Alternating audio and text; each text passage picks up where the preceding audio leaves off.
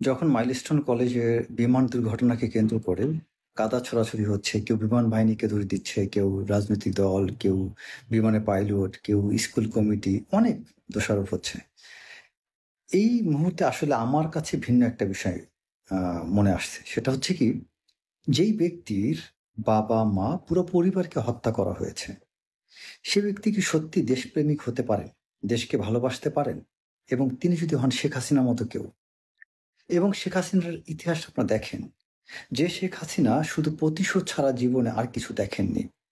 যে শেখ হাসিনা তার প্রতিশোধ, কতটা প্রতিশোধ পরায়ণ হইলে যে তার নিজের দলটা, আওয়ামী লীগের মতো একটা ঐতিহ্যবাহী দলকে তিনি কোরবানি করে দিয়েছেন।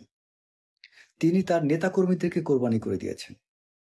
তিনি সবকিছু কোরবানি করে দিয়েছেন, কিন্তু তার প্রতিশোধ তিনি অক্ষত রেখেছেন। সো এরকম একটা মানুষের কাছ থেকে দেশপ্রেম আশা করা সত্যি অবান্তর একটা চিন্তা ভাবনা।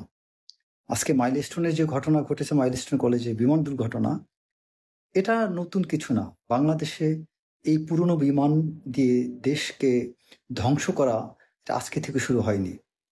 বাংলাদেশে আমরা আসলে সত্যিকার অর্থেই শেখ হাসিনা কি কি করছে এটা একটা নমুনা মাত্র। অপেক্ষা করেন, আরো জঘন্যতর ঘটনা দেখতে হবে আপনাদেরকে এই তথাকথিত দেশপ্রেমিক শেখ হাসিনার দ্বারা।